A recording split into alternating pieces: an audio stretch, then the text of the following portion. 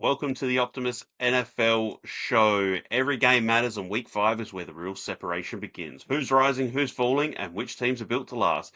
Dan and I are diving deep into the trenches and calling it like we see it. From statement games to sleeper matchups, we're covering the storylines that matter and the teams ready to make some noise. It's time to separate the contenders from pretenders. So let's get into it. Yes, and we are back after missing a week last week because of it was Dan's birthday and his favourite footy team won the grand final. So Dan, happy birthday and congrats on the win for the Brisbane Lions. Thanks, mate. It was a massive day, obviously. I don't celebrate my birthday anymore. I've got to the age where I just don't care. But when your team is in a grand final on your birthday, you kind of have no choice but to sort of have a big one. And the fact they won as well, which happened when it was on my 21st. They won their third in a row. Getting off topic for what our podcast is, but yeah, their third in a row back in 2003 was on my 21st birthday.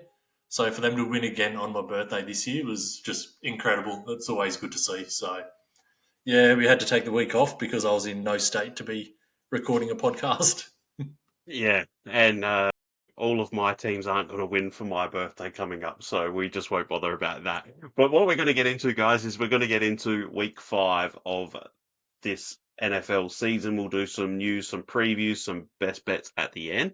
But what we're going to go to first is the Pigskin Pulse. The Pigskin Pulse looking into the news of the NFL at the moment. So we're going to start with what we'll start with first before we get into the sad stuff is Dylan Gabriel is going to be starting quarterback for the Cleveland Browns this week. Joe Flacco has been benched and Dylan Gabriel's moved up to starter. Dan, were you surprised by this at all?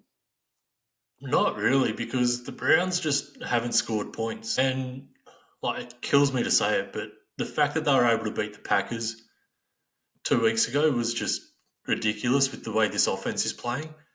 So for them to make the change going from Joe Flacco to Dylan Gabriel, then I'm not really surprised because they got to see what they've got in their young guys. Hmm.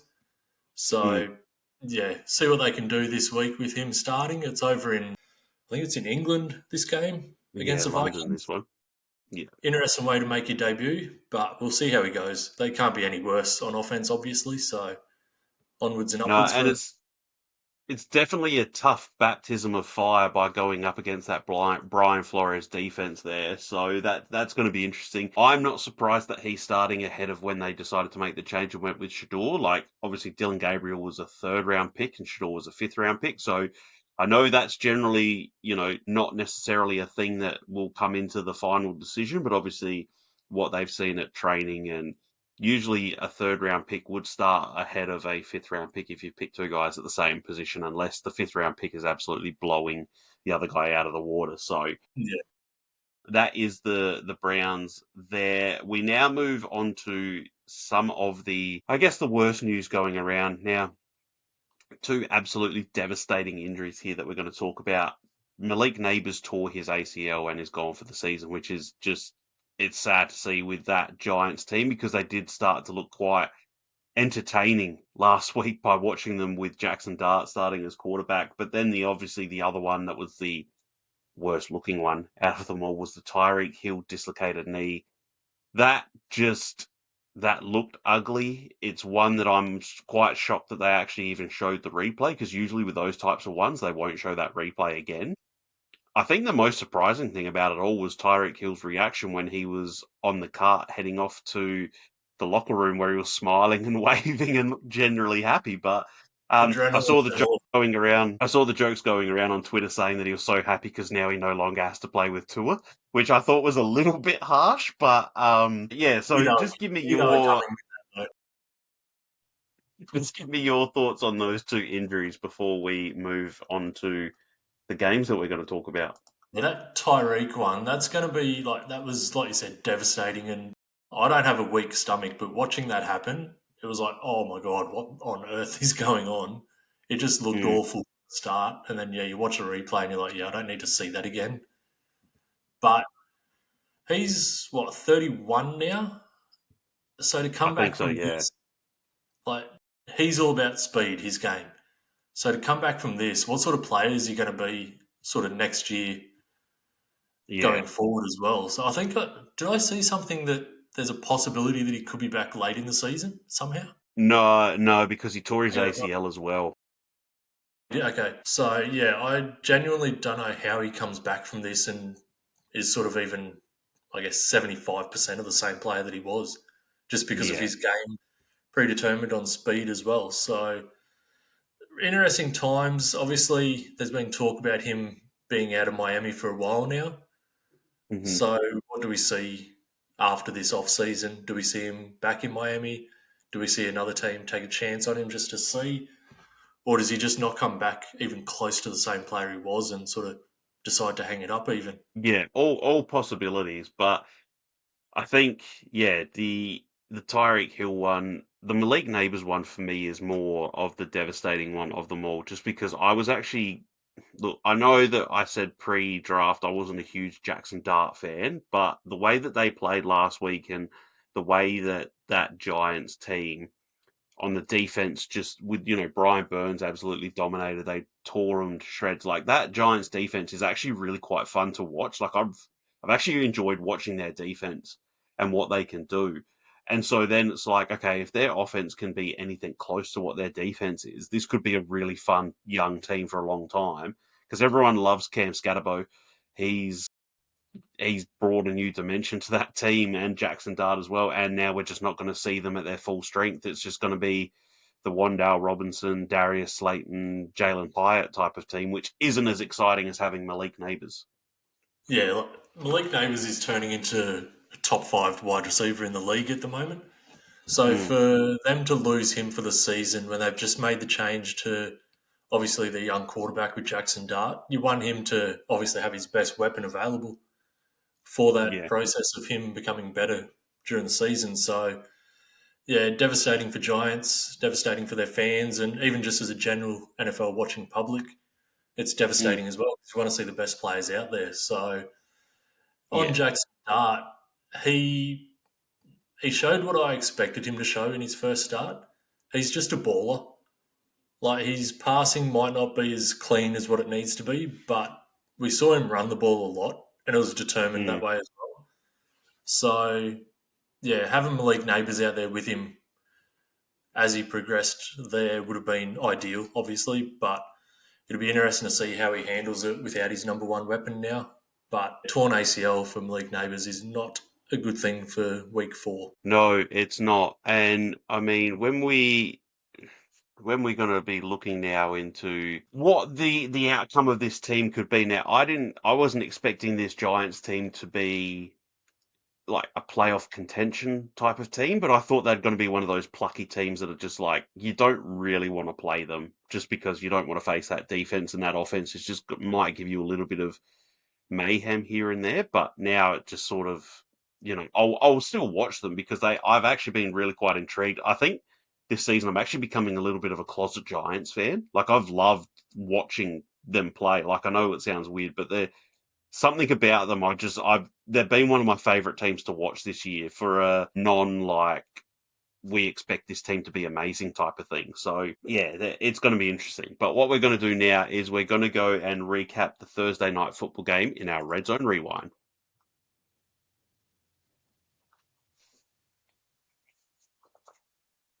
The Red Zone Rewind here, we're looking at the 49ers and the Rams. So the 49ers beat the Rams 26 to 23 in overtime. Mac Jones had himself a day, 33 of 49, two touchdowns and 342 yards. Reborn, so to speak. 10 catches for 142 yards. Christian McCaffrey had 82 receiving yards and a touchdown. Jake Tonga, 7 for 41 and a touchdown. The story to come out of this is obviously the Rams, and they had two fumbles, one by Blake Corum, one by actually three fumbles. There was one by Blake Corum, one by Matt Stafford, as gone down on the record, I think, and then there was one by Kyron Williams. But the Kyron Williams one is the one that everyone's going to remember. Fumbled at the half-yard line and recovered by the 49ers there. But I think the thing that's going to be the main talking point is the overtime decision. So the 49ers kick a field goal to go up by 3, and the Rams make it down to 4th down and 1 yard. And the play that they called was absolutely shocking. If anyone's on Twitter and you go on Twitter, there's some really great breakdowns of going, you've got two wide receivers and a tight end trying to block some defensive linemen, and Kyren Williams gets stopped behind the line. And after the game, Sean McVay's come out and said, hey, that's my fault for putting the guys in such a shit position. Like, that's my bad on the play call. But at the time, I said to you via text when it happened, I was like, I just could not believe that was the play call that you have on 4th and 1. So you either kick a 30-yard field goal. Now, I know that Joshua Carty had one blocked earlier in the game, and he missed a field goal as well. So there's 6 points that he's missed that would have won them the game there in regulation. But he was only 30-odd yards out, I think the field goal kick would have been.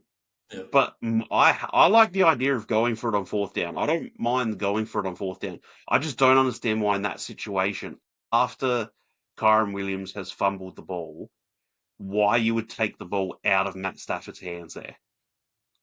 I would just want the ball in his hands to try and make a play to either Devontae or to Puka, or or even just to pass to Kyren Williams out of the backfield. I just don't like the idea of taking the ball out of Matt Stafford's hands there. You obviously missed that part live, but I think you've gone back and watched it since. But like, what was your thoughts on that whole Yeah, so I'm sequence? watching it and it goes into overtime, and I leave for work right when the games normally finish. So if it goes into overtime, I'm missing the end of it. I'm sort of walking to Mm, work, trying to watch it on my phone. But I'm getting messages from you saying, what on earth was that play call? And you watch it back, and it's just like I said to you at the time, if you can't pick up a first down on 4th and 1 running the ball, you don't deserve to get the first down because it should be the most simplest thing imaginable if you set your blocks up and everything right. But like you said, with the way they were blocking it, it just failed from the start, and it was mm. set up to fail from the start. So yeah, you look at the stats for Matthew Stafford, and he was absolutely killing it. So why, if you're going to go for it, why not try and get? You got two of the best wide receivers in the game. Yeah. Try and set up a quick pass where you're getting it in their hands straight away, and they're both good off Mm. the line. Like they can both create separation quick. So yeah, it's an interesting one. Pretty brutal way to lose, but to be honest, the way the Rams played early on, I don't think they deserved to win either. Like they were awful early Mm. on in that game. No, the So I 49ers guess played the great. results played out. So yeah, Yeah, Mac Jones looked incredible, and Kendrick Bourne looked like a legitimate like threat, like wide receiver one type threat. The way he was playing, that to me was like a type of game that you expect to see from like a Jamar Chase, Justin Jefferson type of thing. Because every big play he made, it was just he was looking great out there, and he's someone now who they were mentioning it on the broadcast a fair bit, but Kendrick Bourne's best season he ever had in the NFL was Mac Jones' rookie season. And Kendrick Bourne had about 858, 900 yards in that season. yeah, And it was because he had Mac Jones throwing in the ball. So Mac Jones is clearly very comfortable with him there. So I think my biggest issue too with that is the whole sequence when that play ran out. So if you missed it or you've forgotten it. So 4th and 1, before like the play ends and Matthew Stafford straight away is like, right, let's get in the huddle, let's call a play, let's go for it. They line up to go for it. San Francisco calls a timeout because they want to see what type of play design and the formations, all of that stuff. Then they come back from the timeout, and Matthew Stafford tries to draw them offside, runs the play clock down to there's 1 second left, calls a timeout. Then you think that's usually the type of thing where when you do that, you've tried to draw them offside, it hasn't worked. You call the timeout, you bring the field goal unit out, you kick the field goal. Then when they come back out onto the field and that's the play that you run, it just didn't make any sense whatsoever because it wasn't as if Kyren Williams had 14 rushing attempts for 65 yards. The only time that any of the running backs for the Rams looked any decent was Blake Corum's first run. He went for 13 yards, and that was his only carry of the game because then the next time he fumbled. So he wasn't out on the field. But other than that, Kyren Williams, he had 2 touchdowns, but they were receiving touchdowns. So it was more from Matthew Stafford passing him the ball and getting the ball to him in space. That's where I was like, like you said, Puka had 10 catches again for 85 yards. So Puka's had 52 catches this year in 5 weeks, which is just insane. I was about to say Devontae that had. talk about this. That's an NFL record over the first 5 weeks. Some people would be stoked to have 52 catches in a season. Puka's had it 5 weeks in. But then Devontae Adams had 5 catches for 88 yards. And that was the other thing, too, with Devontae, is he had 1 catch for 11 yards, I think, up until halfway through the third quarter. And he ended up with 5 for 88. And once again, two of the biggest plays in the game, Matthew Stafford hit Tutu Atwell. Yeah. Big, long, deep shots. And it's just, you sit there and you just go, really? Like, I know Sean McVay's already taken blame for it, but you just sit there and you just can't help to harp on it and go, that was my least favourite play I've seen from someone on a 4th down when they were trying to go for a win, that was the play call that they made. And you sort of look, as soon as it ended and they cut over to Matthew Stafford as he's walking off the field, he just looked like Not pissed, happy. pretty much. Yeah, even he sort of looked like, really, that's what we called?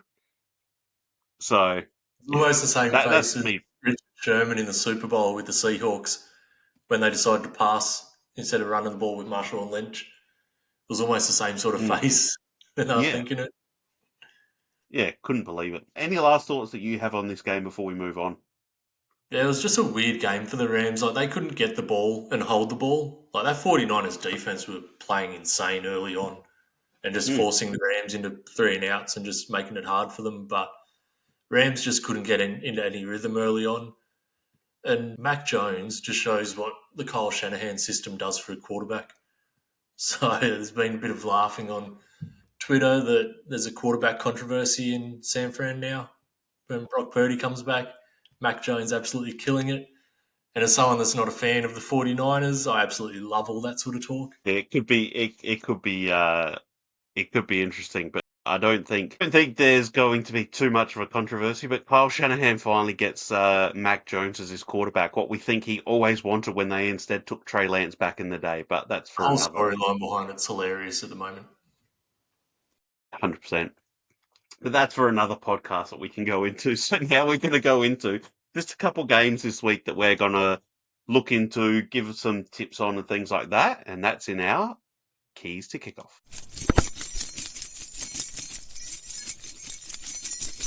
Keys to kickoff here. We've picked a few games that we are looking into. The first one we're going to go into, it's Miami at Carolina. Now, Miami is $1.87 favorites to Carolina's $1.97. The over-under is 44.5.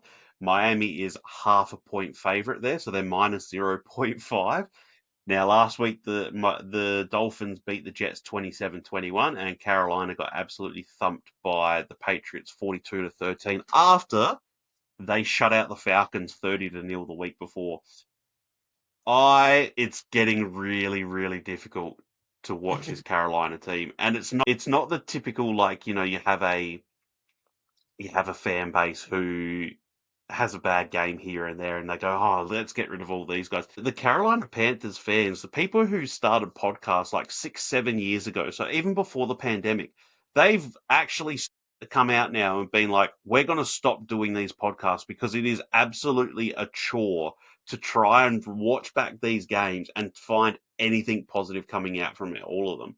So that's where Carolina is at the moment. I think I saw that since David Tepper has bought the Panthers are 38-83 since he's taken over as owner. So it's just losing season after losing season, and it's now getting to the point that the biggest Bryce Young defenders that the Carolina Panthers fan base has are all sitting there going, "Do you reckon we could get Mac Jones as our starting quarterback next year? Who else is there? What about Jameis? Should we try and get Jameis next year? Because at least it'll be fun to watch him throw the ball deep." So it's actually just got to that point where when you sit there and you try as a Panthers fan and look at the positives on that team, I sit there and I go, JC Horn's playing well.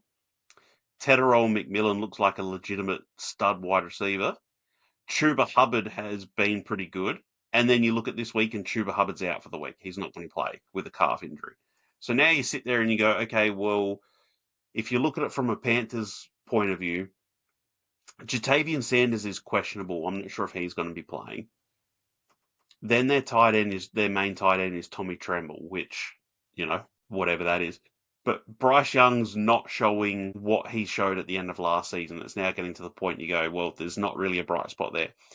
Xavier Legette, who they traded up into the first round for, he missed last 2 games with injury and didn't play, but he's like, the fan base is ready to tip him out for a 6th or a 7th round pick. They just want to get rid of him. Like, I actually saw someone say the other day, who was the wide receiver now? I'm trying to think who it was.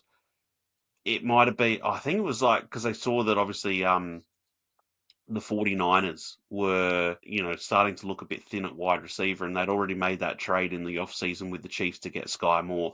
I saw people saying, do you reckon that we would have to throw in like a 5th round pick to move Xavier Legette to the 49ers to get a 6th round pick? Like, that's the sort of the vibe that they're, because was it Xavier Legette, I think this year has had, in the 3 games that he played, I think he'd had 2 catches for 8 yards on about 12 targets in 3 games. Like, that's bad.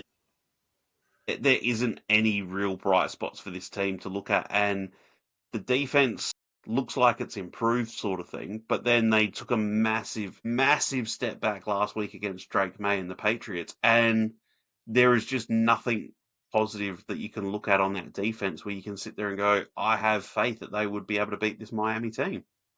Yeah. And I saw that Panthers podcast saying they were calling it quits, and my instant thought was you. Like, I was about to tag you going, hey, you're not the only one just struggling with this, but the messages I get from you each week during the season is it's hurtful as a good mate. Like, you don't want to see your mates going through such a struggle with their team, but yeah, I can It's understand. Like, I don't understand it from my point of view following my team, the Packers, obviously, but I can understand trying to watch this team week in, week out as a fan and just going, why am I putting myself through this all the time? Because, like you said, there's no improvement. And it's mm, one step forward and 2 or 3 steps back every single week. because so the other, what was it? So last week, Ejiro Evero started DJ Johnson, outside linebacker, like edge rusher. So he started. Now, he played that poorly that the Panthers actually cut him during the week. Now, he was a 3rd round pick that they traded up for to take him in the draft that year that they took him. And it almost felt like the Panthers went, do you know what? Evero's going to keep playing him, so we're going to have to cut him so that he can't play him anymore. Like, because Anymore. everyone's been saying, like, why isn't Nick Scoughton playing more? Why isn't Princely Umanmielen playing more? Like, they should be out there more, and they're not. And, it's one of those things where people are going, how on earth, are they trotting that out week after week? Now, DJ Johnson, he's not the one to be blamed to be picked. Like, he's not to be blamed for being picked by the Panthers at that. He was just, that's where he was drafted. But there is no way that he should have gone to Carolina where he did. And I'm just looking up here, who was the picks that were before him? So Carolina traded up to pick 80 in the 3rd round, right? And these are just, I'm just going to read you some of the names who were drafted at the back end of this 3rd round, who the Carolina could have taken instead of DJ Johnson, right? So they take him at 80. 81 was Tyjae Spears. 82, Yaya Diaby. Riley Moss went to Denver at 83. Devon Achane went at 84. Diane Henley went to the Chargers. Trenton Simpson, Jair Brown, Tank Bigsby. Kobe Turner went to the Rams at 89. DeMarvion Overshone, Dorian Williams, Wanya Morris, Darnell Washington, Michael Wilson, Jordan Battle, Broderick Martin, Ricky Stromberg. Then you look as well, there was Trey Tucker, Cameron Latu, Micaiah Blackman, Jacorian Bennett. Like, you're going on and on. Like, there's guys here. And then the Carolinas' next pick was Chandler Zavala at 114 in the 4th round. Now, I'm putting that all in to say Zavala and Bryce Young are the only 2 people from that draft that Carolina picked that are still on the team. The other 3 guys are gone. They had 5 picks that year in the draft, and 3 of them are now gone. So, And that's the thing as well. When you only have 5 picks in a draft, when you're a team like the Panthers, you need to hit on pretty much every single one of them to make an impact. Mm. And let's be honest, Bryce hasn't made an impact. No. So they really failed in that draft as bad as you could possibly fail, and it's set them back. And it's not like going to improve anytime soon. Then you look at it too. So just in the second round, so they take Jonathan Mingo at pick 39 in the second round, who has been was traded last year for a fourth round pick to Dallas. But after Mingo, just reading some of these names: Isaiah Foskey, B.J. Ojolari, Luke Musgrave, Joe Tippmann, Juju Brents, Brian Branch, Keon White, Quan Martin, Cody Mauk, Keanu Benton, Jaden Reed, Cam Smith, Zach Charbonnet, Gervon Dexter, Tui Pelotu, Rasheed Rice, Tyreek Stevenson, John Michael Smith, DJ Turner, Brenton Strange, Juice Scruggs, Marvin Mims, Zach Pickens. Like, you can go on with the guys that they missed, that they didn't take. And then I was saying some of this to one of my other, he's like, oh, it's a little bit hard, that they did that. Like, it's one draft, it's a different ownership group, it's a bit hard, blah blah blah. You look back then though, the next year, where they take Xavier Legette at 32, and these were the guys after Xavier Legette: Keon Coleman, Lad McConkey, Rook Aurora, Johnny Newton. Jalen Polk hasn't really worked out. Braden Fisk, Cooper DeJean, Kool-Aid McKinstry, Kamari Lassiter, Max Melton, Jackson Powers Johnson, Edgerrin Cooper. And then they took Jonathan Brooks, who, it's hard to say because Jonathan Brooks has been injured, but you start looking at these guys who Carolina's picked and the people who are after him, and you go, there were better guys how they've played. So, even third round, they took Trevin Wallace in the third round. And some of the defensive players, they had Kalen Bullock. He went afterwards, who's one of the better defensive players going, like, defensive backfield. Adisa Isaac, Jalix Hunt, Jarian Jones went, Peyton Wilson went at the end of the third round, Cam Kinchins. So, like, I'm looking at all of these guys, and that's all me to say, like, don't really have any interest in watching this team the way that they're playing at the moment because nothing seems to change. I mean, I Yeah, still will watch them, but I'm getting more and more. Like I said, I've actually spent more time watching New York Giants football than I have Carolina Panthers football recently. yeah. It's at the point if you're watching them and you can see your draft picks improving and making a difference on the team, and you go, okay, there's something to look forward to, Mm, then that's fine. Like, it's completely different to sitting there watching it, going, the draft picks aren't making the impact that we need. The mm. veterans we're bringing in aren't making the impact. Where's this team improving from? And it's just not happening, and doesn't look like it's going to happen anytime soon either. No, so there's actually a lot of people saying at the end of the year that the Panthers may have to make a choice whether it's Bryce Young or Dave Canales. So that's the depth of the fandom. They're thinking, right, either the quarterback's got to go or the coach has got to go. So that's how the Panthers fans are thinking at the moment. So that's Fair telling enough to you, think, well, because has Dave Canales really made that much of an impact going there?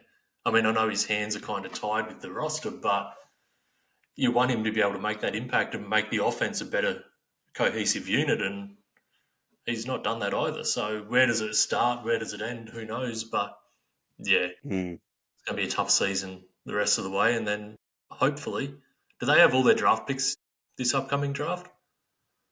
yes, Yeah, yeah. so hopefully they can make an impact there, maybe move some pieces around and that sort of thing. But yeah, at least you'll have another high draft pick to hopefully hit on a player that makes an instant impact. Well, people are already starting to scout quarterbacks, so that's This the is not thought the year process. to Because be a high well, quarterback. everyone's going, let Dave Canales pick his quarterback. Maybe that's what they should do. But the one thing I did laugh at was that tweet that I saw the other day that got there and said it's really good to see that Carolina can develop their quarterbacks for other teams. So they had Baker Mayfield, and he was ended up being so bad with Carolina at the time that he was playing scout team defensive end in practice to try and help out, and then he went to LA, and now you see what he's like at Tampa. Sam Darnold was on this team. They got rid of him because of how he was playing, and you look what he did with Minnesota, and now what he's doing with Seattle. So everyone's saying, look, Bryce will become a good quarterback. He just needs to Needs leave to get away from the Carolina Panthers. to do it.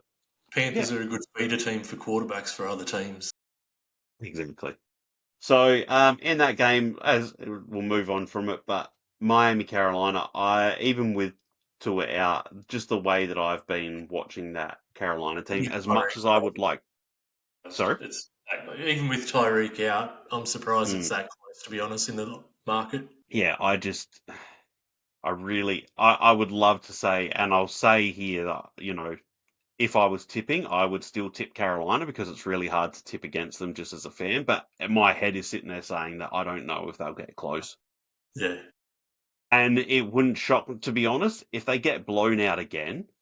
It honestly wouldn't shock me if they decide to move on from Ejiro Evero after this week if they get absolutely pummeled again because he seems to be odd man out a little bit. And just with some of the comments that Canales has made recently, they wanted to try and get some of the younger guys in a little bit more. They hadn't been playing. Now they've cut one of the guys from the defense to try and get rid of him to sort of force his hand, it feels like.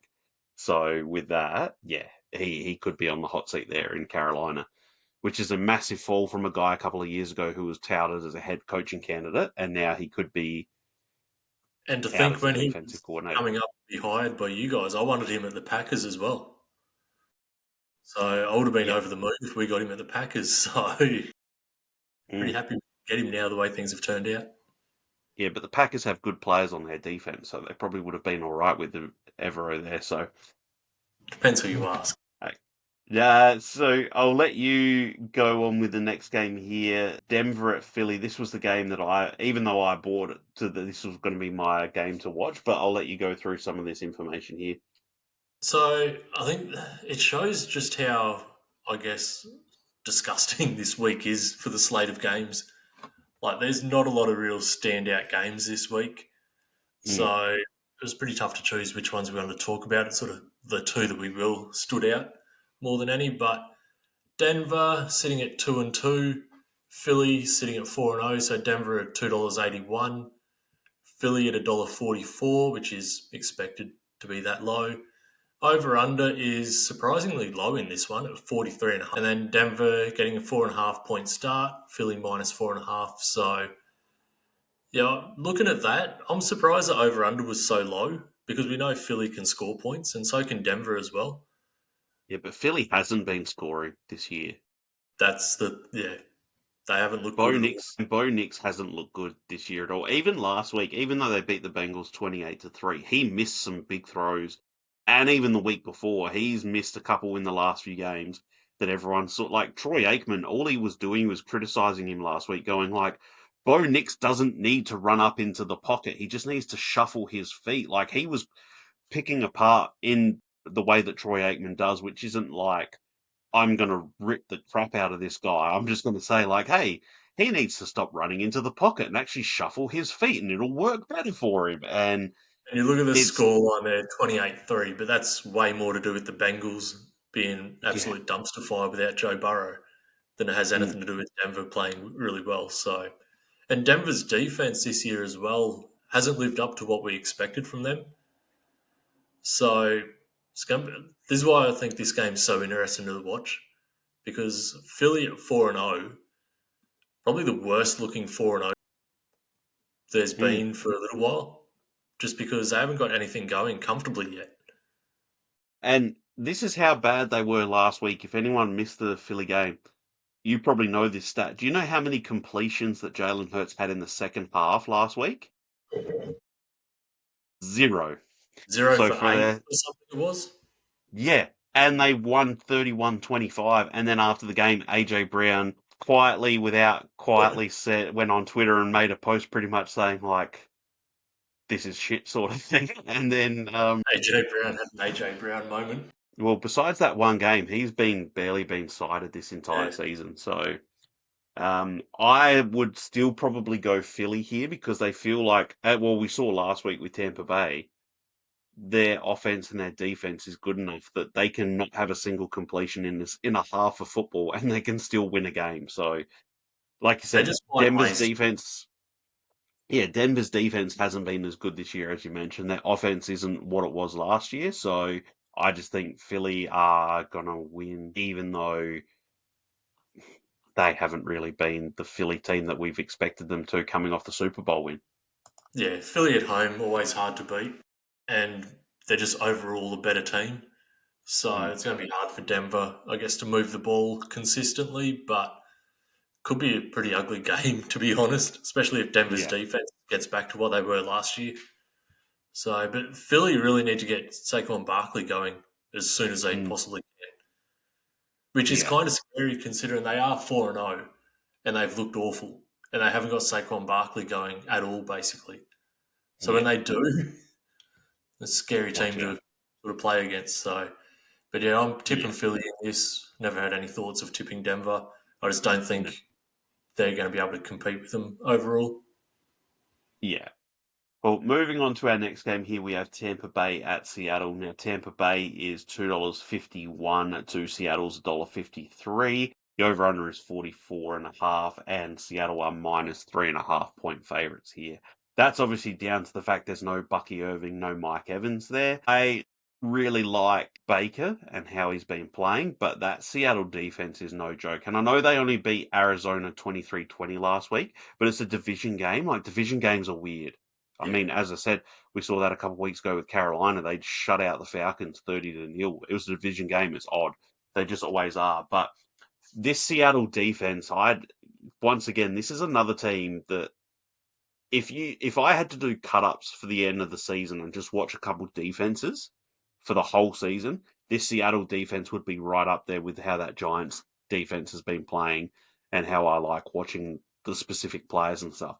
Mike McDonald, what he can do with that team, who they've got there. They're just a fun team to watch. So I would be picking Seattle at home here, even though I think that Baker could probably have a decent day. I just think without having Bucky Irving and Mike Evans there, it's going to be too much for them to overcome. yeah. Obviously, Rashad White has been the starter for the Buccaneers in the past as well. So they do lose a fair bit without Bucky Irving because he's just that good. I think Yeah. Rashad White come in and still play a decent role, and with Baker Mayfield, you're never really out of the game. There might be Mm. moments in the game where it's not looking nice and not looking good at all, but he just has that moxie about him that he's going to pull his team back into it no matter what kind of thing. So this is a bit of a danger game, I think, for Seattle. They don't want to sort of lose this one at home. The chance to go 4-1, and yeah, no Mike Evans, no Bucky Irving. You'd think Seattle win this, but it's one they can't really take lightly, just because of that Buccaneers way they play with Baker Mayfield there. So that's an interesting one to watch. I'll be watching it closely just to see how they go. Emeka Ibuka is having a massive rookie year, Mm. which is amazing to see. He's so talented; it's fun to watch. Yeah. So yeah, fun one to watch. This one, I think. Could be interesting, and it'll be a fun all 22 to watch on those defenses when they at the end after that's come in just to see how they play. So that'll be good. So we go on Sunday night football. It's the Patriots at the Bills. The Bills are $1.21 favourites, so the Patriots $4.45. The over under is 49.5, and the Bills are minus 8.5 point favourites. I have the Bills in this one. It's hard to see the Patriots beat Josh Allen. It's hard to see anyone beat Josh Allen at the moment, just with the way he's playing. Because even though it looked ugly last week against the Saints, it doesn't need to be pretty for him to pull out a play here and there. And the other thing too is everyone was mentioning. Now I was seeing this a lot on fantasy podcasts and stuff, but it was also the general like, hey, James Cook last year was tied with everyone for tied for the lead in touchdowns for the year with 16. There's no way he's going to do that again because his previous two seasons he only had two each season, and he's just doing it again. He's playing incredible. James Cook has actually, I feel, has really elevated himself maybe up into that top seven type of like consistently, because even though he had such a good year last year, everyone was sort of like, okay, we've seen people have one season wonders. We don't know if he can do it again. Now, I feel like he's going to be this type of guy for the majority of his career now, and I think he's really vaulted himself up into that top seven, maybe even top five conversation for running backs in the league. And they lean on him as well. Like, it's not like he's just Mm, getting 10 carries a game or whatever and just getting the goal mm, line work when they get down there. They lean on him during the game as well. So he's always going to get his yards up there. He's obviously going to get his touchdowns. Yeah. because he is so devastating when you get down in that 5 yard line. Mm. So, yeah, when you've got him playing off of Josh Allen, it's so tough to stop him no matter what they're doing. And like you said, it wasn't always pretty last week against the Saints. Like the Saints were right in this game up until sort of fourth quarter. But Josh Allen he's almost impossible to beat when he's playing the way he is at the moment because he can Mm. do it in so many different ways. And we saw that run from him last week as well, where it was sort of pinballing off people. So, yeah, just get the ball in Josh Allen's hands, let James Cook do what he does, and the Bills are near impossible to beat. The Bills are a team who, when it comes to the trade deadline, I'd love to see them try and stock up somehow on defense. Like I know it's probably going to be a little bit hard, but if they could get a guy here or there on defense and maybe another wide receiver like they did last year when they got the Amari Cooper thing. But see, to me, they would have been the team had he not got hurt. But he would have been Tyreek Hill would have been an absolute fun pairing with Josh Allen. That would have been my dream scenario for him, for Tyreek Hill, if he got traded at the deadline, would have been to Buffalo with Josh Allen. But alas, we won't see that. But I could see like another wide receiver, like a top tier, because we always generally see like a wide receiver who's necessarily happy with where he is, sort of thing. I would love to see him get paired up with like an elite wide receiver. I know he's got Khalil Shakir and Keon Coleman and that, but they're not really like those elite I guys just yet. don't see them needing to spend any capital or whatever on that. I don't even want to call it a need because when you've got Mm, Josh Allen and Keon Coleman's stepping up this year as well, and Khalil yeah, Shakir's been really good, and you've got Curtis Samuel as well. I know we all want the explosive combinations with your wide receiver, quarterback, and that sort of thing, but I just don't think that's how the Bills play.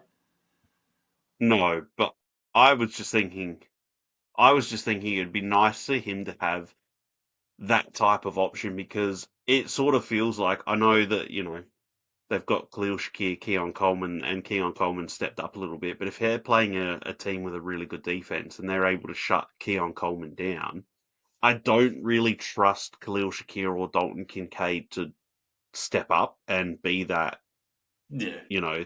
So, because I like at least with the way that the Chargers are playing at the moment. So the Chargers, you think, okay, they've got Quentin Johnston, who's looking like an absolute superstar, the way he started this year. But then it's like, okay, so then we've got Keon Coleman. And then, not Keon Coleman, sorry, I'm getting my wires crossed. Keenan Allen. But then it's like, oh, and also our third option is Lad McConkey. Like, but I actually just had a thought. I know the wide receiver that I would love to be paired up with Josh Allen. who's that? And he's a former Carolina Panther. Give me DJ Moore to Buffalo. Yeah, he's not being used a lot in Chicago at the moment. It's an interesting situation there. Because I could see Chicago going, hey, we could get some draft capital for DJ Moore here. We'll roll with Rome Odunze, Luther Burden, Olamide Zacchaeus. And I doubt that they would give him up, but I would just like to see DJ Moore paired with Josh Allen. Because also, too, he was paired up. It'd be a nice Carolina Panther reunion with Curtis Samuel because those two were such great friends at Carolina. It'd be nice to see them. But I just think he would be, if you put DJ Moore as that, him and Keon Coleman on the outside, Khalil Shakir in the slot, and Dalton Kincaid, that's a really difficult offense to stop there if Not, you're a defense. And that's just wish casting by me. But so I take it you're the same as me. You go on the Bills here, nice and.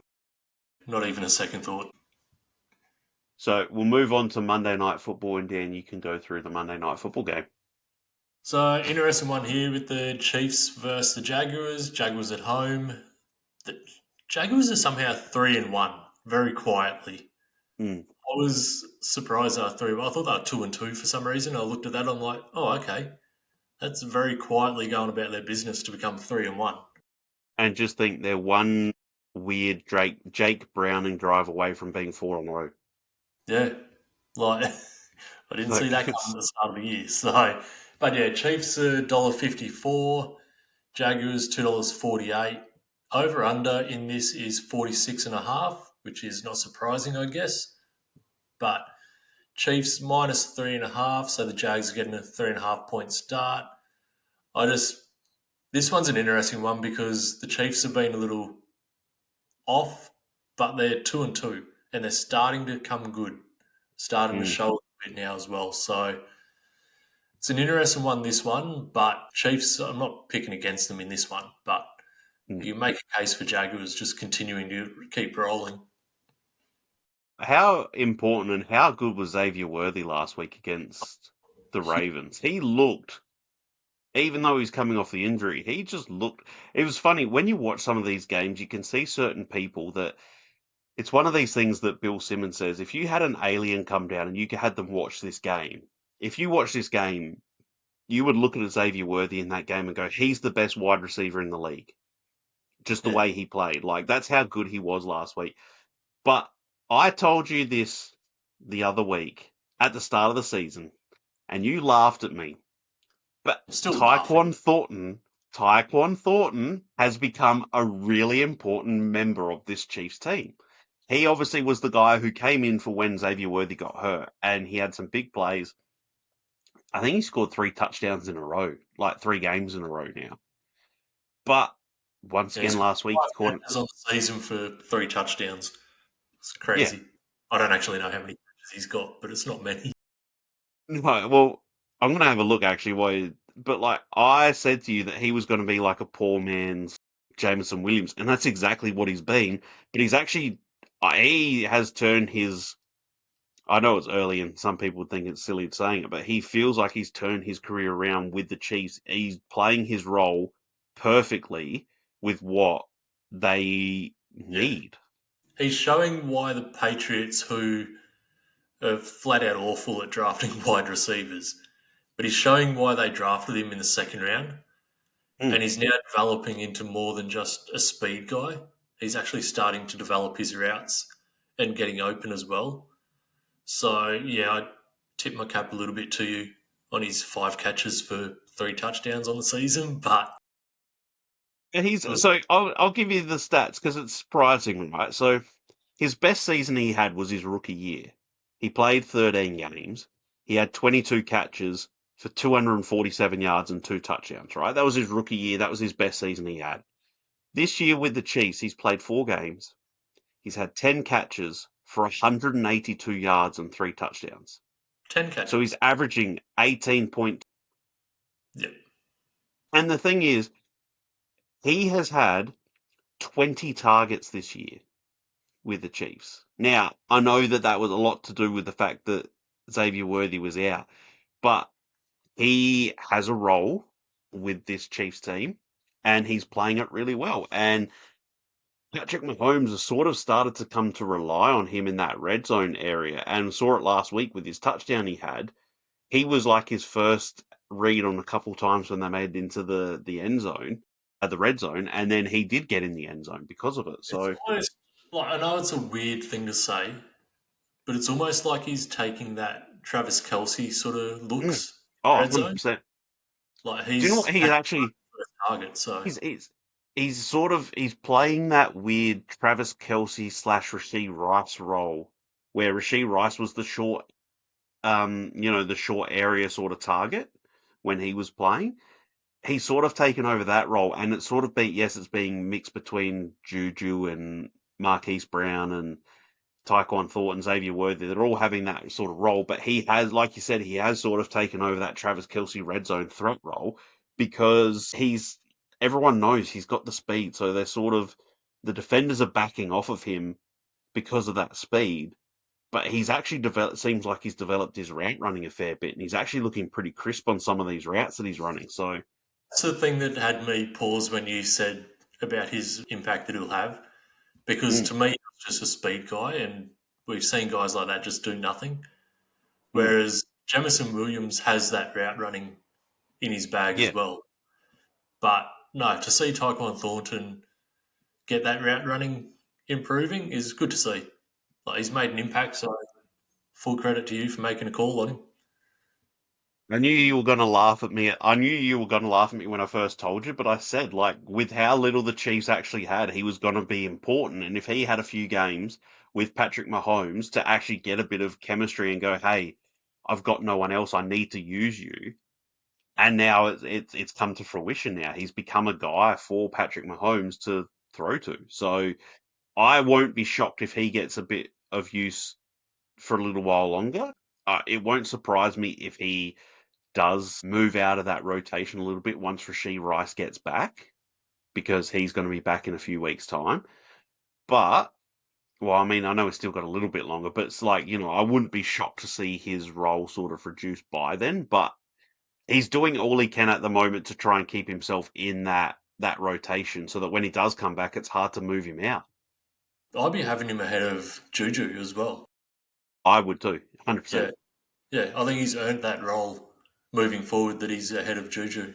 Once they're fully healthy and everyone's there, I can easily see him being their wide receiver 3, which is crazy for me to say. Well, I just think if you were to go like when everyone's back and they're healthy, if you're going to go, a four wide receiver set for the Chiefs, your four wide receivers could be Rashee Rice, who would be the slowest guy of them all, Marquise Hollywood Brown, Tyquan Thornton, and Xavier Worthy. Like, they're three guys who are speedy guys. It's like, if you're a defense and you're looking across at those guys, you are probably going to back up that extra few yards just to go, I don't want to get beaten deep here because I've got two guys. Because Tyquan Thornton, a lot of people forget, Tyquan Thornton ran a 4.28 in the combine, and Xavier Worthy was a 4.22. So, he's not Fast. slow. He's not slow at all. So, it's And why it's don't we guys see the who. Chiefs move back to a more explosive offense as well, instead of Mm, that dink and dunk that Mahomes has been for the last sort of 2 years? but yeah, I'm the Chiefs, and I'm with you on this one. It's hard to bet against the Chiefs, especially after if they come out and play the way they did last week. I could see them putting up a sort of dominant performance the same way they did up against the Ravens against this Jags team. Although I have to admit, and you remember this from when the draft happened, one of the better defenders that the Jags have had this year, Devin Lloyd. You remember from that year when that draft was on, he was like my draft crush. I absolutely loved him as a linebacker. He is Yep. playing incredible for the Jags this year, so Yeah. he's really putting himself in that like defensive player of the year type of conversation with how he's been playing. So I'm loving seeing that coming out of Devin Lloyd. I was hoping that he was going to be one of those guys who at the end of this year, he might have been out of contract, and I might have been able to see him find his way to Carolina, but I doubt that's going to happen now. They should be locking him up long term on a big contract. Yeah. So yeah, that ship sailed. So they're all of our games that we're going through now. We are going to go into our betting segment, the lines of scrimmage.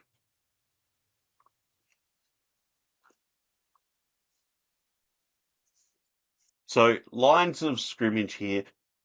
In terms of our multis, Dan and I haven't really been hitting on them, but I've actually been hitting on a fair amount. We've both been hitting on a fair amount of these singular bets. So, it's we haven't been too far off on a lot of these either. We're sort of like a leg away on most weeks, it sort of feels like, or there's an injury right at the start and that just gets rid of, the bet's gone. But Yep. I like to think that we've actually done pretty well. So, Dan, did you want to go through your bets All right. first and then I'll So go through mine? Oh, sorry, before you start too, if you are listening, these are also all good bets that you could just do individually. You don't have to put them into this multi the same way that we are, but these are all good prop bets that I've had a look at mine and Dan's. These are ones that I really quite like that are, if you're not keen on putting them together in a multi, just bet them singularly straight up because they're pretty decent from what I've seen. So, yeah, there's still good value on them as a single bet as well for most part. yeah, yeah. But yeah, I'm starting with I've got Dak 250 plus passing. He's honestly probably playing as good as any quarterback in the league at the moment. Mm, And the numbers he's putting up consistently this year, 250 yards passing, I think he does a walk in the park. So yeah. $2.07 for that, I'm happy to go with. Jameer Gibbs, 2+ touchdowns, $2.85. The Lions are playing the Bengals.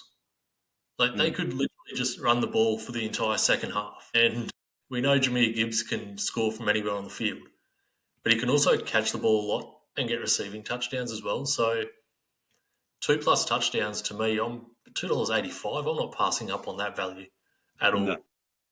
And then Derrick Henry touchdown at $1.70.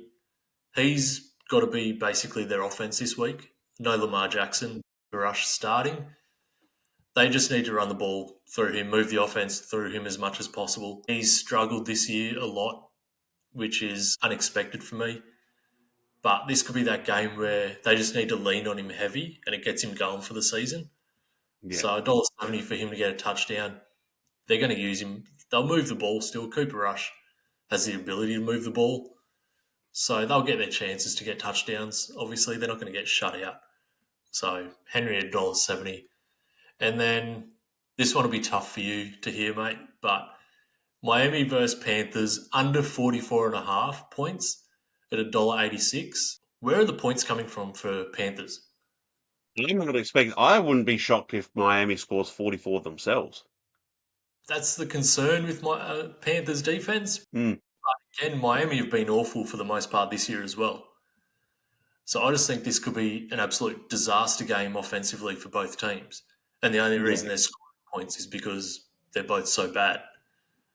But Because yeah, I think the points for Miami are going to probably come from Devon Achane and Ollie Gordon, so your running backs. Because although besides last week, this is the thing: the Panthers' run defense and the defense as a whole has actually been a lot better this season than what it was last year. Now that's not much of an improvement compared because Carolina last year gave up the most points in the history of the NFL, but they actually have done pretty well this year. Besides last week. And I don't see so Tua still might get some passing touchdowns. Like it sort of just always seems to happen. But to me, it sort of feels like it's going to be more of to the Devon Achane type of thing because Jalen Waddle will have to come up against J.C. Horn and Mike Jackson, who's actually played pretty well. So then they're going to be starting. It's going to be is it Malik Washington and Nick Westbrook-Akine are going to be the other main wide receivers there. So they're, the J.C. Horn, Mike Jackson, they're not the best cornerback duo in the league, but they're pretty decent. But I could see Devon Achane with some Ashton Genty last week type of game where he has 3 touchdowns and 2 of them are passing touchdowns. it could happen. And yeah, It could like I say, happen. Panthers don't seem comfortable scoring points at all outside of one game kind of thing. So I'm Mm. going to take my chances on the under 44.5 just being even a turnover fest this game. Could be anything, who knows?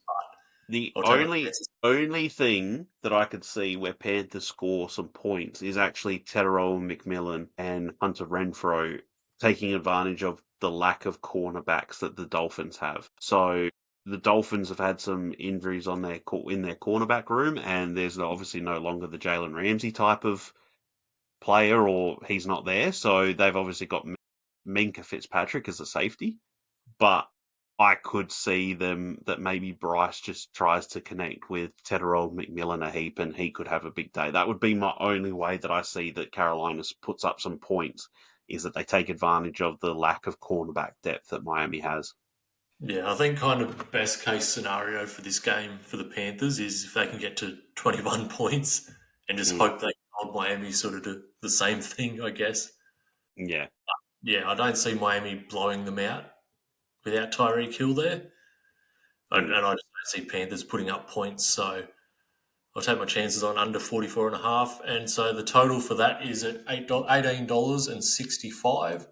So we put our $5 in and we're hoping we get $93 and some change back out of that. So it's got some nice odds in there, like you said, for the single bets as well. But I'm confident, like I've been most weeks with my multis, that this is the week we get rolling and get in the money.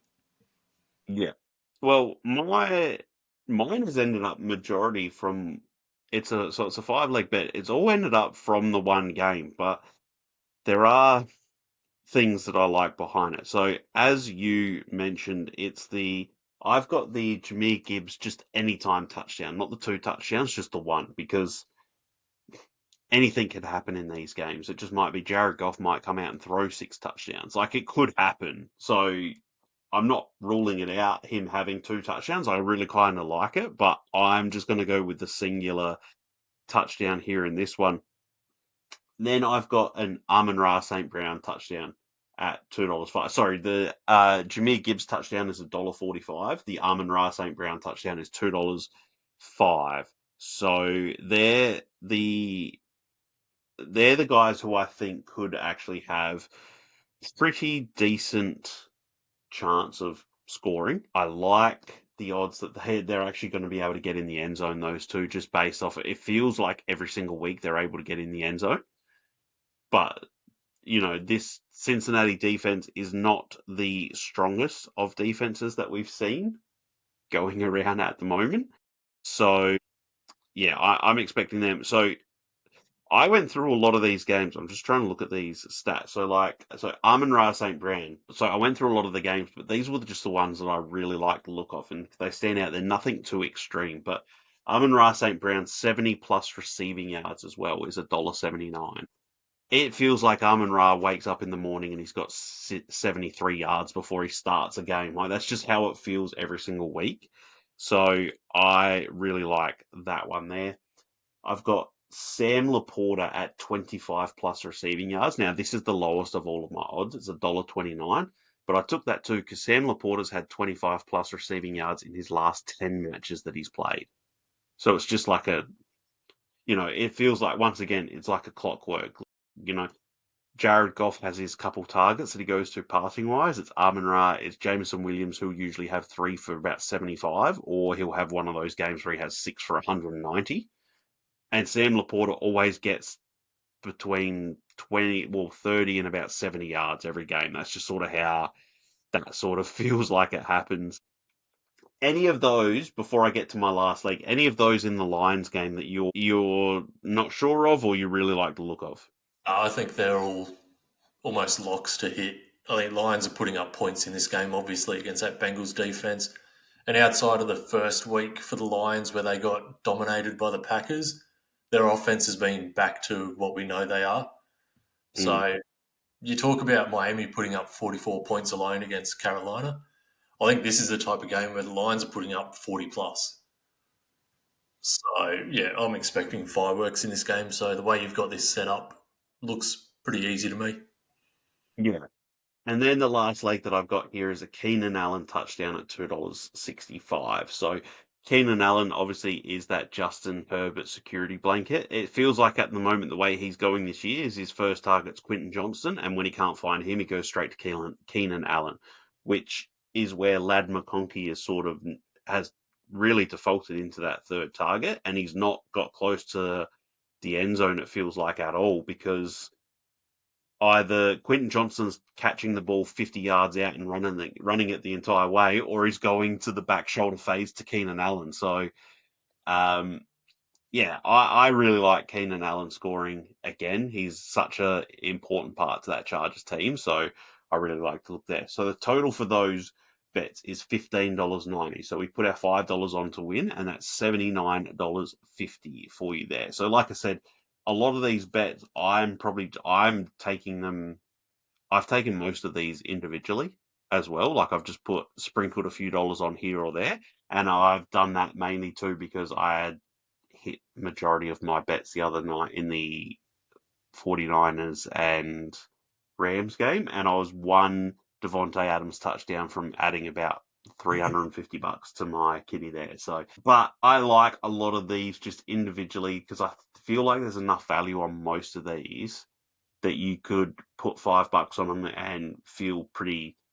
I'm not going to guarantee that these will happen, but you feel pretty safe that these are likely to happen. Yeah, your chances of coming out ahead are really high on those ones. So, no, I like it. We need to get in the winning books for this week for our multi. So, this is the week we're doing it.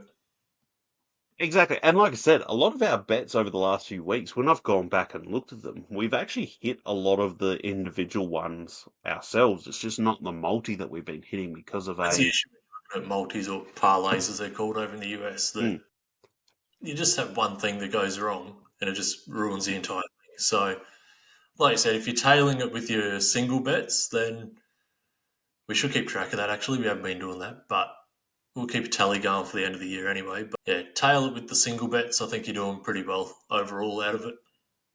Yeah, because like we said, I've got 5 bets there for mine. So if I just put a dollar on all of them, just individually, let me just see here. I am going to. So I put a dollar on all of them, and you look at those all together. This is riveting podcasting here, but so all of those, it's not going to show me. I was trying to see, but you're sort of looking at you're close to $10, $12 there is sort of what we're looking at that we could potentially win there by just putting a dollar on each of those. Then Pretty if you sharp. put the $5 on, yeah, if you put the $5 on as well, so all up you're spending $10 on the bets and you're walking out a few bucks ahead. Now, whether you want to do that or not is another thing, but you could see how these individual bets as we move on for the season could actually win you more than what you've put on them, even just with the singular bets. Yeah, that's what we're aiming for as well. We always say tail it with the individual bets, put the multi on if you're comfortable with it. But this is what we're comfortable with as the multi. We're not going to sit here and run through everything we like as a single bet because we could be here for an hour just doing that. And that's not what our podcast is about. But yeah, doing it as the multi is what we're after because we want that big payoff on it. But again, individually, we're always looking for that value as well.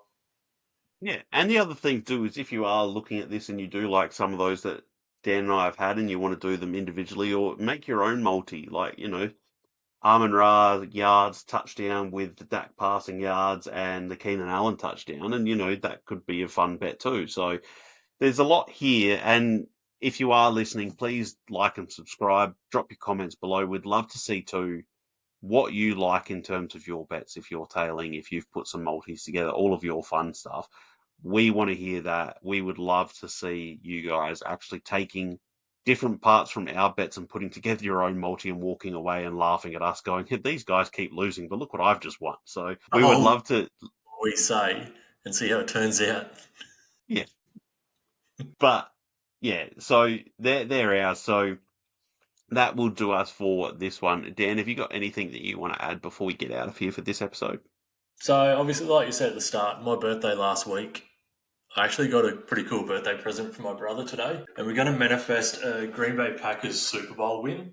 So we got the 3D printed Lombardi Trophy here. So this is just manifesting. Every night I go to bed, every night or every day I wake up, we're just bowing at the altar of the Vince Lombardi Trophy, and we get him one back home to Green Bay where it belongs this year. So that's how we're going from now on.